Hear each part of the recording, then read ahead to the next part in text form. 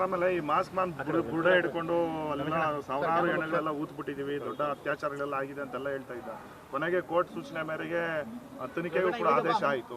ಈಗ ಅಂತಿಮವಾಗಿ ಈಗ SITನವರೇ ಆ ಮಾಸ್ಕ್ ಮ್ಯಾನ್ನ ಬಂಧನ ಮಾಡಿದ್ದಾರೆ ಸರ್. ಈಗ ಸುಮಾರು ಇದು ಒಂದು ಕಾಲು ದಶಕ ಅಂದರೆ 12-13 ವರ್ಷದಿಂದ ದಕ್ಷಿಣ ಕನ್ನಡದಲ್ಲಿ ಅನೇಕ ಕೊಲೆಗಳಾಗಿದೆ, ಅತ್ಯಾಚಾರಗಳಾಗಿದೆ ಅಂತ ಮಾಧ್ಯಮಗಳಲ್ಲಿ, ವಿಶೇಷವಾಗಿ ಸೋಷಿಯಲ್ ಮೀಡಿಯಾದಲ್ಲಿ ಪರ ವಿರೋಧಗಳು ಬೇಕಾಷ್ಟು ನಡೀತಾ ಇತ್ತು. ಆಮೇಲೆ ಸೌಜನ್ಯ ಕೊಲೆ ಆದಮೇಲೆ ಅದನ್ನು ನಮ್ಮ ರಾಜ್ಯದಲ್ಲೇ ತನಿಖೆ ಮಾಡ್ತಾ ಇದ್ದಂಥ ಸಂದರ್ಭದಲ್ಲಿ ಇಲ್ಲಿ ಬೇಡ CBIಗೆ ಕೊಡಿ ಅಂತ ಕೊಟ್ಟರು. CBIಯಲ್ಲೂ ಕೂಡ ಹೆಚ್ಚು ಏನು ಅಂಥದ್ದು ರಿಸಲ್ಟು ಸಿಗಲಿಲ್ಲ. ಆಮೇಲೆ ಇತ್ತೀಚೆಗೆ ಯಾರೋ ಮುಸುಕುದಾರಿ ಬಂದು ಇಲ್ಲಿ ಅನೇಕ ಕೊಲೆಗಳು ಆಗಿದೆ, ಅತ್ಯಾಚಾರ ಆಗಿರ್ತಕ್ಕಂಥ ಬಾಡಿಗಳು ಅಂದರೆ ಡೆಡ್ ಬಾಡಿಗಳನ್ನು ನಾನು ಕೂತಿದ್ದೀನಿ, ನನ್ನ ಕೈಯಲ್ಲೇ ಮಾಡಿಸಿದ್ದಾರೆ ಅಂತ ಆ ವ್ಯಕ್ತಿ ಹೇಳಿದ ಮೇಲೆ ಆ ವ್ಯಕ್ತಿ ಹೋಗಿ ಮ್ಯಾಜಿಸ್ಟ್ರೇಟ್ ಮುಂದೆ ಹೋಗ್ತಾರೆ. ಮ್ಯಾಜಿಸ್ಟ್ರೇಟ್ ಏನು ಮಾಡ್ತಾರೆ, ತನಿಖೆ ಮಾಡಿ ಅಂತ ಹೇಳ್ತಾರೆ.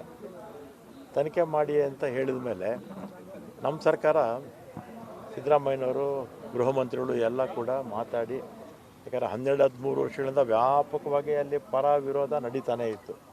ಮತ್ತು ಇದರಲ್ಲಿ ಧರ್ಮಸ್ಥಳದ ಮಂಜುನಾಥ, ಅಣ್ಣಪ್ಪ ಮತ್ತು ಧರ್ಮಾಧಿಕಾರಿಗಳನ್ನ ಎಲ್ಲರೂ ಕೂಡ ಎಳೆದಿದ್ರು ಇದರಲ್ಲಿ ಸೋಷಿಯಲ್ ಮೀಡಿಯಾದಲ್ಲಿ. ಮತ್ತು ಆಮೇಲೆ ಇದಕ್ಕೊಂದು ಕ್ಲಾರಿಟಿ ಬರಬೇಕು ಅಂತ ನಮ್ಮ ಸರ್ಕಾರ ಒಂದು ತೀರ್ಮಾನ ತಗೊಂಡು ಒಂದು SIT ಮಾಡಿದ್ರು. ಅತ್ಯಂತ ಹಿರಿಯ ಅಧಿಕಾರಿಗಳಾದ ಮೊಹಂತಿಯರವರ ನೇತೃತ್ವದಲ್ಲಿ 4 ಜನ IAS ಆಫೀಸರ್ಸ್ನ ಹಾಕಿ ಒಂದು SIT ಮಾಡಿದ್ರು. SIT ಮಾಡಿ ಮೊದಲು ಮಾಸ್ಕ್ ಮ್ಯಾನು 13 ಪ್ಲೇಸಸ್ಸಲ್ಲಿ ಬಾಡೀಸ್ನೆಲ್ಲ ಹೆಣೆಗಳನ್ನು ಊತಿದ್ದೆ ಅಂತ ಹೇಳಿದ್ದಂತ ಆ ಮನುಷ್ಯ ಆ ಥರ ಹೇಳಿದ್ದ. ಆಮೇಲೆ 15 ಕಡೆ ಅಗ್ದಾಯಿತು. ಎಲ್ಲ ಒಂದು ಕಡೆ ಮೂಳೆ ಬಿಟ್ಟರೆ ಇನ್ನು ಉಳಿದಿರ್ತಕ್ಕಂಥ ಕಡೆ ಏನೂ ಕೂಡ ಸಿಕ್ಕಿರಲಿಲ್ಲ. ಆಮೇಲೆ ಅದು ಅಸೆಂಬ್ಲಿನಲ್ಲೂ ವಿಚಾರ ಬಂತು. ಮತ್ತು ಅಸೆಂಬ್ಲಿನಲ್ಲಿ ಬರದೇ ಇದ್ದರೂ ಕೂಡ SIT ಅವರು ತನಿಖೆ ಮಾಡಿರೋದು. ನಮ್ಮ ಸರ್ಕಾರ ಏನೋ ಇದಕ್ಕೊಂದು ಕ್ಲಾರಿಟಿ ಬರಬೇಕು. ಇದರಿಂದ ಏನು ಪ್ರತಿದಿನ ಅಥವಾ ದಿನಕ್ಕೆ 4 ಸಲ 5 ಸಲ ಈ ಸೋಷಿಯಲ್ ಮೀಡಿಯಾದಲ್ಲಿ ಬಂದು ಪದೇ ಹೇಳಿಕೆಗಳನ್ನೆಲ್ಲ ಕೊಡ್ತಾ ಇದ್ರಲ್ಲ. ಮತ್ತು ಧರ್ಮಸ್ಥಳಕ್ಕೆ ಲಕ್ಷಾಂತರ ಅಲ್ಲ ಕೋಟ್ಯಾಂತರ ಜನ ಹೋಗ್ತಾರೆ, ಬರ್ತಾರೆ, ಭಕ್ತಾದಿಗಳಿದ್ದಾರೆ. ಬರೀ ನಮ್ಮ ರಾಜ್ಯದಲ್ಲೇ ಅಲ್ಲ, ಸುತ್ತಮುತ್ತಲ ಎಲ್ಲ ರಾಜ್ಯಗಳಿಂದ ಕೂಡ ಧರ್ಮಸ್ಥಳಕ್ಕೆ ಬರ್ತಾರೆ. ಒಂದು ಕ್ಲಾರಿಟಿ ಬರಲಿ ಅಂತ ನಾವು ಮಾಡಿದ್ದೀವಿ. ಆ ಕ್ಲಾರಿಟಿ ಬಂದಿದ್ದು ಈಗ ಕ್ಲಾರಿಟಿ ಬರ್ತಾ ಇದೆ. ಇನ್ನು ಮುಂದೆ ಯಾರೂ ಕೂಡ ಮಾತಾಡೋದಕ್ಕೆ ಅವಕಾಶ ಇಲ್ಲ.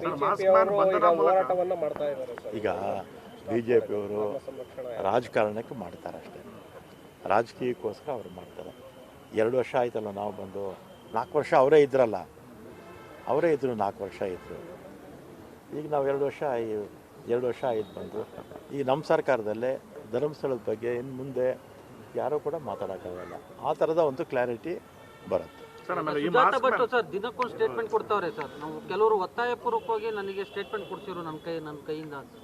ಅದೆಲ್ಲ ತನಿಖೆ ಆಚೆ ಬರಬೇಕು ಅಂತಲೇ SIT ಮಾಡಿದ್ದು. SIT ಮಾಡಿದೆ ಅಲ್ಲಿ ಲೋಕಲಲ್ಲಿ ಒಬ್ಬ ACPನೋ ಅಥವಾ ಇನ್ಸ್ಪೆಕ್ಟ್ರಿಗೋ ತನಿಖಾಧಿಕಾರಿಯಾಗಿ ಹಾಕಿದರೆ ಇದೆಲ್ಲ ಆಚೆ ಬರ್ತಿರಲಿಲ್ಲ. SIT ಮಾಡಿದ್ರಿಂದ ತನಿಖೆ ಆಚೆ ಬಂತು, ಏನು ಸತ್ಯಾಂಶ ಆಚೆ ಬರುತ್ತೆ. ಮತ್ತು ಧರ್ಮಸ್ಥಳದ ಬಗ್ಗೆ ಏನೇನು ಅಪಪ್ರಚಾರ ಮಾಡ್ತಾಯಿದ್ರು ಅದೆಲ್ಲ ಕೂಡ ಜನರ ಮನಸ್ಸಲ್ಲಿ ಸಂಶಯ ಎಲ್ಲ ಹೋಗುತ್ತೆ. ಬಂಧನದ ಮೂಲಕ ಈಗ ಅದೆಲ್ಲವೂ ಕೂಡ ಷಡ್ಯಂತ್ರ ಅನ್ನೋದು ಈಗ ಮಾಸ್ಕ್ ಮ್ಯಾನ್ ಈಗ ಬಂಧನ ಆಗಿದೆ. ಪೊಲೀಸ್ನವರು ಮಾಸ್ಕ್ ಮ್ಯಾನ್ನ ವಿಚಾರಣೆ ಮಾಡ್ತಾರೆ. ಅವ್ರ ಹಿಂದೆ ಯಾರ್ಯಾರಿದ್ದಾರೆ ಅಂತ ಗೊತ್ತಾಗುತ್ತೆ. ಅವ್ರಿಗೂ ಕೂಡ ಶಿಕ್ಷೆ ಆಗ್ತದೆ. ಮತ್ತು ಇನ್ನೊಂದು ಯಾರೊಬ್ಬರು ಅನನ್ಯ ಭಟ್ಟ, ಸುಜಾತ ಭಟ್ ಅವರು ಕೂಡ ಇತ್ತೀಚೆಗೆ ಸ್ಟೇಟ್ಮೆಂಟ್ ಮಾಡಿದ್ದಾರೆ. ನನ್ನ ಕೈಲಿ ಒತ್ತಾಯವಾಗಿ ಹೇಳ್ತಿದ್ರು, ಇದು ನಿಜ ಅಂತ ಹೇಳಿದ್ದಾರೆ. ಈಗ ನಮ್ಮ ಸರ್ಕಾರ ಮಾಡಿದ್ದು. ಆಮೇಲೆ ನಾವು SIT ಮಾಡಿದಾಗ ಧರ್ಮಸ್ಥಳದ ಧರ್ಮಾಧಿಕಾರಿಯವರೇ ವೆಲ್ಕಮ್ ಮಾಡಿದ್ರು, ಮಾಡಿದ್ರೆ ಇಲ್ವೋ? ಆಮೇಲೆ ಬಿ ಜೆ ಪಿಯವರು ಮಾಡಿದ್ರು ಅವಾಗ. ಅದು 12-13 ದಿನವರೆಗೂ ಸುಮ್ಮನೆ ಇದ್ರು ಅವರು. ಆಮೇಲೆ ಯಾವಾಗ ಅಲ್ಲಿ ಹೆಣ್ಣುಗಳು ಸಿಗಲಿಲ್ಲ, ಹೆಣ್ಣುಗಳಂದರೆ ಮೂಳೆ ಸಿಗಲಿಲ್ಲ ಅಂತ ಗೊತ್ತಾದ ತಕ್ಷಣ ಅದಕ್ಕೆ ಸ್ವಲ್ಪ ರಾಜಕೀಯ ಬಣ್ಣ ಹಚ್ಚೋದಕ್ಕೆ ಅವರು ಸಹಜ ಅಲ್ವಾ. ಬಿ ಜೆ ಪಿಯವರು ಇವತ್ತೆಲ್ಲ ಯಾವ ಸಣ್ಣ ವಿಚಾರ ಸಿಕ್ಕಿದ್ರು ಕೂಡ ಅದಕ್ಕೆ ಬಣ್ಣ ಹಚ್ಚಿ ಅದಕ್ಕೆ ರಾಜಕೀಯ ಎಲ್ಲ ಮಾಡ್ಕೊಳ್ಳುತ್ತೆ. ಅಂತ ಈಗ ಹೋರಾಟ ಮಾಡ್ಕೊಂಡಿದ್ದಾರೆ. ಈಗ SIT ಕ್ಲಾರಿಟಿ ಕೊಡುತ್ತೆ. ಅವ್ರು ಹೇಳ್ತಾರೆ, ಅವರು ಒಂದು ಸಣ್ಣ ವಿಚಾರ ಸಿಕ್ಕಿದ್ರು ಸಾಕು ಬಿ ಜೆ ಪಿಯವರಿಗೆ ಅದನ್ನು ರಾಜಕೀಯಕ್ಕೆ ಬಳಸ್ಕೊಳ್ತಾರೆ. ನಾವು ಆ ಥರ ರಾಜಕೀಯಕ್ಕೆ ಬಳಸ್ಕೊಳ್ಳಲ್ಲ. ನಮಗೇನು ಧರ್ಮಸ್ಥಳದ ವಿರುದ್ಧ, ಮಂಜುನಾಥನ ವಿರುದ್ಧ, ಅಣ್ಣಪ್ಪ ವಿರುದ್ಧ, ಧರ್ಮಾಧಿಕಾರಿಗಳ ವಿರುದ್ಧ ಪದೇ ಪದೇ ಒಬ್ಬರಲ್ಲ ಇಬ್ಬರಲ್ಲ ಯೂಟ್ಯೂಬರ್ಸು ನೂರಾರು ಜನ ಪರಾನು ಮಾತಾಡೋರು ಇದ್ದರು, ವಿರೋಧ ಮಾತಾಡೋರು ಇದ್ದರು. ಎಲ್ಲ ಬಹುತೇಕ ಒಬ್ಬರು ಬಿಟ್ಟರೆ ಎಲ್ಲರೂ ಹಿಂದೂಗಳೇ. ಕರೆಕ್ಟ್ ತಾನೆ?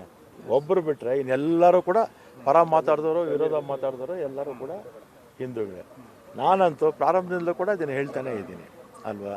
ಸರ್, ಈ ವಿಚಾರಗಳೆಲ್ಲ ಹೊರಗಡೆ ಬಂದಮೇಲೆ ಈಗ ಉಂಡಿ ವಿಚಾರನೂ ಕೂಡ ಕೆಲವರು ಕೇಳ್ತಾ ಇದ್ದಾರೆ ಸರ್. ಧರ್ಮಸ್ಥಳದ ಉಂಡಿ ಲೆಕ್ಕ ಕೊಡಿ ಅನ್ನೋ ಒಂದು ವಿಚಾರ. ಈಗ ಇದಕ್ಕೂ ಅದಕ್ಕೂ ತಾಳೆ ಹಾಕೋದು ಬೇಡ, ಸುಮ್ಮನೆ ಇರಿ.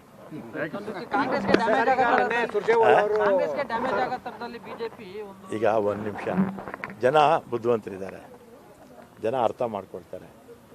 ಯಾರಿಂದ ಇವತ್ತು ಇದೆಲ್ಲ ಷಡ್ಯಂತ್ರಗಳೆಲ್ಲ ಬಯಲಾಯಿತು ಅಂತ SITಯಿಂದ ಬಯಲಾಗುತ್ತೆ. SITನ ರಚನೆ ಮಾಡಿದಾರೆ ಕಾಂಗ್ರೆಸ್ಸು.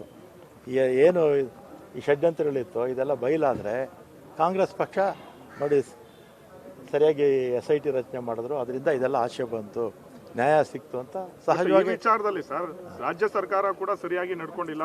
ಧರ್ಮಸ್ಥಳಕ್ಕೆ ಈ ಮಟ್ಟಿಗೆ ಕಳಂಕ ಬರೋದಕ್ಕೆ ರಾಜ್ಯ ಸರ್ಕಾರ ನಡೆನೂ ಕೂಡ ಕಾರಣ. ಒಂದು ನಿಮಿಷ ಇರಿ, ಈಗ ಒಂದು ನಿಮಿಷ. SIT ಮಾಡದೇ ಇದ್ದರೆ ಇದೆಲ್ಲ ಆಶೆ ಬರ್ತಿತ್ತಾ ನೀವೇ ಹೇಳಿ? SIT ಮಾಡದೇ ಇದ್ದರೆ ಇದೆಲ್ಲ ಆಚೆ ಬರ್ತಿತ್ತಾ? ಖಂಡಿತ ಬರ್ತಿರಲಿಲ್ಲ. SIT ಮಾಡಿದ್ರಿಂದ ನಿಜಾಂಶ ಎಲ್ಲ ಆಚೆಗೆ ಬರುತ್ತೆ. ಏನು ಯಾರ್ಯಾರ ಮೇಲೆ ಅಪಾದನೆ ಮಾಡ್ತಾ ಇದ್ರಲ್ಲ ಅದೆಲ್ಲ ನಿಂತು ಹೋಗುತ್ತೆ. ಏನಕ್ಕೆ ಒತ್ತಡ ಇದೆ? ನಾವು ಯಾವ ಒತ್ತಡಕ್ಕೂ ನಮ್ಮ ಸರ್ಕಾರ ಮಣಿಯಲ್ಲ. ಭಾಳ ಸ್ಪಷ್ಟವಾಗಿ ಒತ್ತಡಕ್ಕೆ ಮಣಿದೆ SIT ರಚನೆ ಮಾಡಿದ್ದು ಅಂತ ಈಗ BJP ಅವರು ಹೇಳ್ತಾರಪ್ಪ. BJP ಅವರು ಹುಟ್ಟು ಸುಳ್ಳುಗಾರರು, ಬರೀ ಸುಳ್ಳು ಹೇಳೋದೇ ಅವ್ರ ಕೆಲಸ. ಅವರು ಸುಳ್ಳು ಹೇಳಲಿಲ್ಲ ಅಂದರೆ ತಿಂದ ಅನ್ನ ಜೀರ್ಣನೇ ಆಗಲ್ಲ. ಸುಳ್ಳು ಹೇಳಲಿಲ್ಲ ಅಂದರೆ ರಾತ್ರಿ ನಿದ್ರೆನೇ ಬರಲ್ಲ ಅವ್ರಿಗೆ. ಎಲ್ಲದರಲ್ಲೂ ರಾಜಕಾರಣ ಮಾಡ್ತಾರೆ. ಬೆಳಿಗ್ಗೆ ಎದ್ದರೆ ರಾತ್ರಿವರೆಗೂ ರಾಜಕಾರಣನೇ ಅವ್ರದ್ದು. ಅವ್ರದ್ದು ಸ್ವಲ್ಪ ಕೆಲಸಗಳು ನೋಡ್ಕೊಂಡು ರಾಜಕಾರಣ ಮಾಡಲಿ. ಅದು ಬಿಟ್ಬಿಟ್ಟು 24 ಗಂಟೆನೂ ರಾಜಕಾರಣ ಮಾಡ್ಕೊಂಡಿದ್ರೆ ಇದೇ ಆಗೋದು. ಎಲ್ಲರಿಗೂ ಗೌರಿ ಗಣೇಶ ಹಬ್ಬದ ಶುಭಾಶಯಗಳು. KSRTC ಒಂದರಿಂದನೇ 1500 ಬಸ್ ಹಾಕಿದ್ದೀವಿ. ಅದೇ ರೀತಿ ವಾಯುವ್ಯ ಕರ್ನಾಟಕದವರು ಹಾಕ್ತಾರೆ, ಕಲ್ಯಾಣ ಕರ್ನಾಟಕದವರು ಹಾಕ್ತಾರೆ. ಯಾಕೆ ನಾವು ಜಾಸ್ತಿ ಆಗ್ತಾ ಇದ್ದೀವಿ ಅಂದರೆ ಪ್ರೈವೇಟ್ ಆಪ್ರೇಟರ್ಸ್ ಏನು ಮಾಡ್ತಾರೆ, 2 ಪಟ್ಟು 3 ಪಟ್ಟು ಜಾಸ್ತಿ ಮಾಡ್ತಾರೆ. ಅದಕ್ಕೆ ಇತ್ತೀಚೆಗೆ 2 ವರ್ಷದಿಂದ ನಾವೇ ಮ್ಯಾಕ್ಸಿಮಮ್ ಬಸ್ಸಸ್ ನಾವೇ ಹಾಕ್ಬಿಡ್ತೀವಿ.